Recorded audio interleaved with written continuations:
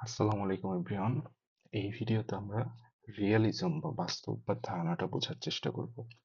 এটা কিন্তু বর্তমান যে বৈশ্বিক রাজনীতি এবং বৈশ্বিক ব্যবস্থা তার সাথে খুবই সামঞ্জস্যপূর্ণ, এবং এটি দিয়ে আপনি বর্তমান বিশ্বে ঘটে যাওয়া বিভিন্ন ঘটনা নিজের মতো করে ব্যাখ্যা করতে পারবেন। তাহলে শুরুতেই আমরা দেখি যে রিয়েলিজম আসলে জিনিসটা কি, বা বাস্তববাদ বলতে কি বোঝায়। তো বাস্তববাদ মতে আমাদের যে আন্তর্জাতিক ব্যবস্থা সেটা আসলে একটি নৈরাজ্যপূর্ণ সমাজ, অ্যানার্কিক্যাল সোসাইটি।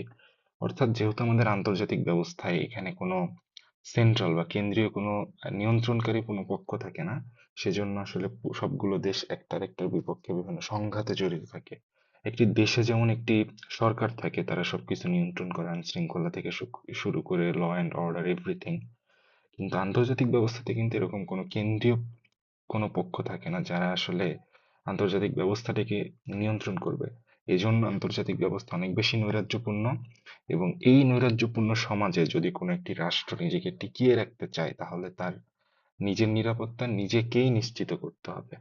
এইটি হচ্ছে রিয়েলিজমের ধারণা। অর্থাৎ রিয়েলিজম বলে যে আমাদের আন্তর্জাতিক ব্যবস্থা অনেক বেশি সংঘাতপূর্ণ এবং নৈরাজ্যপূর্ণ। আমি যদি এখানে টিকে থাকতে হয় আমাকে, তাহলে আসলে আমার নিজের নিরাপত্তাটা নিজেরই নিশ্চিত করতে হবে। অন্যরা চাচ্ছে যাতে আমার ক্ষতি হয়, তো অন্যদের টেন্ডেন্সি হচ্ছে আমার ক্ষতি করা। এটাই হচ্ছে বাস্তববাদের বিশ্বাস। তো বাস্তববাদের বৈশিষ্ট্যগুলো কি? বাস্তববাদ হচ্ছে প্রথমত এটা রিলেটিভ গেইন লাভ করা যায়। রিলেটিভ গেইন জিনিসটা কি? তো আপাত দৃষ্টিতে মনে হবে যে আপনি আসলে জিতে গেলেন, কিন্তু অ্যাকচুয়ালি আসলে আপনি আপনার কোনো গেইন হলো না। তো বিষয়টা যদি আমরা একটা এক্সাম্পল দিয়ে দেখি, যে আপনি যদি অস্ত্র প্রতিযোগিতায় নামেন, তাহলে আপাত দৃষ্টিতে আপনার মনে হবে আসলে আপনি সুরক্ষিত, বা আপনি আপনার যে প্রতিপক্ষ তার এগেনস্ট আপনি জিতে গেলেন। কিন্তু আসলে আপনি আসলে এর ফলে নিজেরই ক্ষতি করলেন।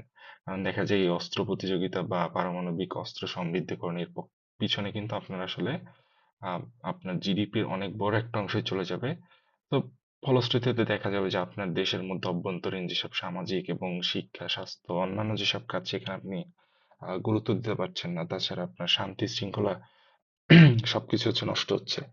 তো আপাত দৃষ্টিতে আপনার মনে হবে যে আপনি হচ্ছে প্রতিপক্ষের সাথে জিতে গেছেন, কিন্তু আলটিমেটলি কিন্তু আপনার আসলে এটাতে লস। সো এই জন্য এই পুরো বিষয়টাকে বলা হয় রিলেটিভ গেইন।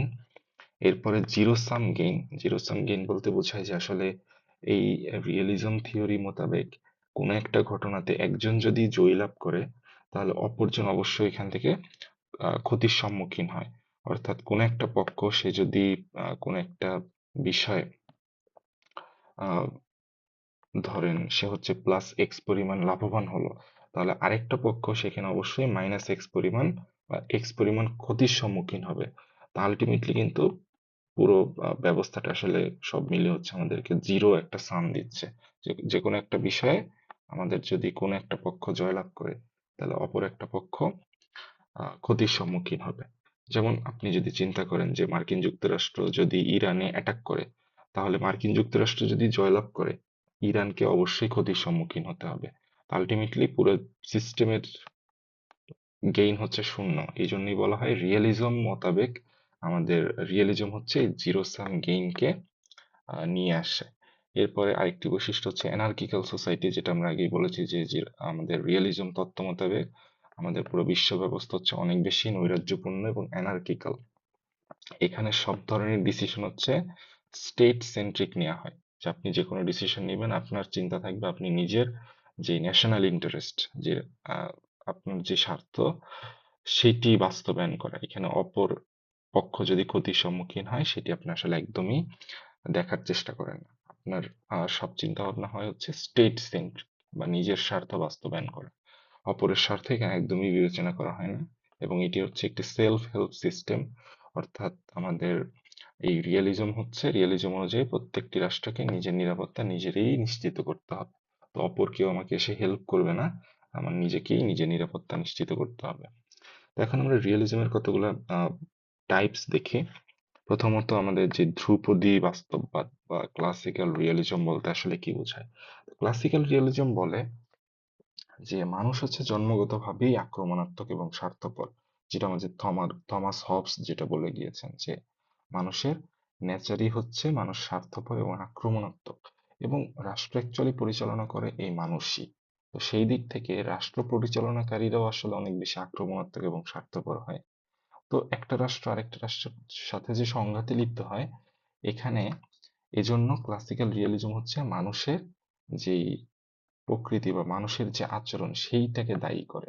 ক্লাসিক্যাল রিয়েলিজম অনুযায়ী আমাদের বিশ্বে এত এত যে নৈরাজ্য, এর পেছনে দায়ী হচ্ছে মানুষের আচরণ, মানুষের যে স্বভাবগত স্বার্থপরতা বা আক্রমণাত্মক মনোভাব, সেটাই হচ্ছে আমাদের নৈরাজ্যের জন্য দায়ী।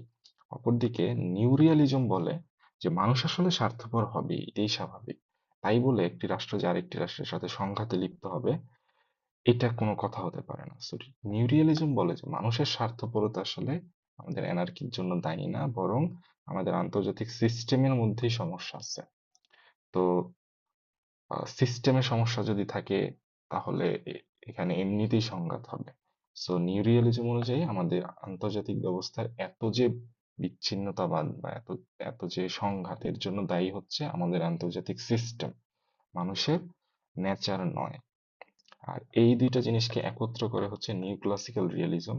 নিউ ক্লাসিক্যাল রিয়েলিজম অনুযায়ী আমাদের এত এত সংঘাতের পিছনে মানুষের প্রকৃতিও দায়ী, মানুষের আচরণও দায়ী, সাথে আমাদের সিস্টেমেরও কিছু দায় আছে। এবার আমরা দেখি যে অফেন্সিভ রিয়ালিজম এবং ডিফেন্সিভ রিয়ালিজম। অফেন্সিভ রিয়ালিজম হচ্ছে, আপনি জানেন যে বিশ্ব ব্যবস্থা একটি নৈরাজ্যকর একটি পরিস্থিতি আছে, এবং এখানে আপনার নিজের নিরাপত্তা নিজেকেই নিশ্চিত করতে হবে। অফেন্সিভ রিয়ালিজম বলে যে এটা হচ্ছে এমন একটা পরিস্থিতি যে আপনি নিজের নিরাপত্তার শঙ্কায় ভুগে সিকিউরিটি ডিলেমা থেকে আপনি হচ্ছে আরেকটি রাষ্ট্রকে আগে ভাগে অ্যাটাক করে বসলেন। তো আমাদের এই অফেন্সিভ রিয়ালিজম হচ্ছে সিকিউরিটি ডিলেমা থেকে আসে। So, আপনি সিকিউরিটি ডিলেমায় ভুগছেন, তা আপনি আগে ভাগেই আপনার নিরাপত্তা নিশ্চিত করার জন্য আরেকটি রাষ্ট্রকে অ্যাটাক করে বসলেন। উদাহরণস্বরূপ কি বলা যায়, আমাদের বর্তমান যে যুক্তরাষ্ট্র এবং ইরানের মধ্যে যেই একটি টেনশন কাজ করতেছে, যে যুক্তরাষ্ট্র মনে করতেছে ইরান যদি পারমাণবিক অস্ত্র সমৃদ্ধ করে ফেলে তাহলে এটা তার জন্য অনেক বড় হুমকি।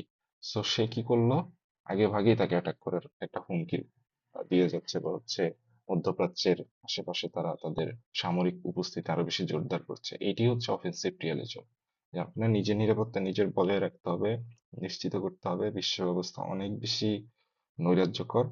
তা আপনি এই জন্য কি করলেন, আপনি কোনো কথা নাই বার্তা নেই আগে গিয়ে অ্যাটাকটা করে বসলেন।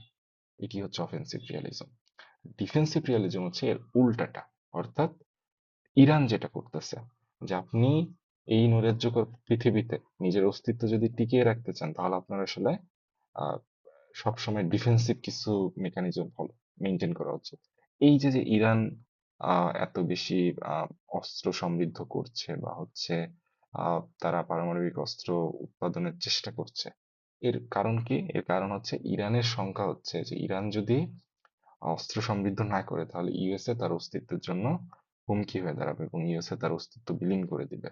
তো এই ভয় থেকে ইরান আগে থেকেই ডিফেন্সিভ একটি অ্যাপ্রোচ নিচ্ছে, যে তারা আসলে যাতে ইউএসএ অ্যাটাক করলে সেটা প্রতিরোধ করতে পারে, সেই জন্য তারা তাদের অস্ত্র এবং তাদের যে পারমাণবিক অস্ত্র সেটা সমৃদ্ধ করার চেষ্টা করছে। সো এই ডিফেন্সিভ রিয়ালিজম হচ্ছে ইরান ফলো করছে, এবং অফেন্সিভ রিয়ালিজম হচ্ছে ইউএসএ কে আমরা উদাহরণ হিসেবে বলতে পারি।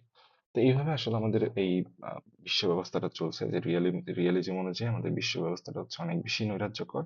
এখানে আপনার টিকে থাকতে হলে নিজের নিরাপত্তা নিজেকেই নিশ্চিত করতে হবে, এবং আহ, প্রত্যেকটা ক্ষেত্রে আসলে রিয়েলিজম মোতাবেক সবাই হচ্ছে নিজের স্বার্থটা আগে দেখে। তো এখানে কালেকটিভ বলতে কিছু না, আপনি যে কোনো কিছুতে নিজের স্বার্থ আগে দেখতে হবে। এবং আমরা এই যে যে বিভিন্ন ধরনের রিয়েলিজম দেখলাম, এইগুলোর ক্ষেত্রে আমাদের ক্লাসিক্যাল রিয়েলিজম বলে যে আমাদের নৈরাজ্যের জন্য দায়ী মানুষের প্রকৃতি বা মানুষের আচরণ। নিউ রিয়েলিজম বলে যে না, মানুষ স্বার্থপর হবেই, তাই বলে সিস্টেম তো সমস্যা করতে পারে না। এই পৃথিবীতে যে এত সমস্যা হচ্ছে এর জন্য দায়ী আসলে বৈশ্বিক সিস্টেম, নট নেচার। মানুষের নেচারের জন্য দায়ী না। নিউ ক্লাসিক্যাল রিয়েলিজম হচ্ছে এই দুইটার একটি সমন্বয়। অফেন্সিভ রিয়েলিজম হচ্ছে আপনি আপনার নিরাপত্তা নিশ্চিত করার জন্য আগেই ভাই অ্যাটাক করে বসলেন, ইউএসএ যেটা করতেছে। ডিফেন্সিভ রিয়েলিজম হচ্ছে আপনি আপনার নিরাপত্তার সংখ্যায় সিকিউরিটি ডিলেমার জন্য আগে থেকেই ডিফেন্সিভ সব মেজারমেন্ট আসলে নিতে থাকলেন। তো এই হচ্ছে আমাদের রিয়েলিজম। এটা আন্তর্জাতিক বিশ্ব ব্যবস্থা ব্যাখ্যা করার জন্য বেশ তাৎপর্যপূর্ণ একটি তত্ত্ব। তো এই ছিল হচ্ছে আজকের ভিডিওতে। ধন্যবাদ।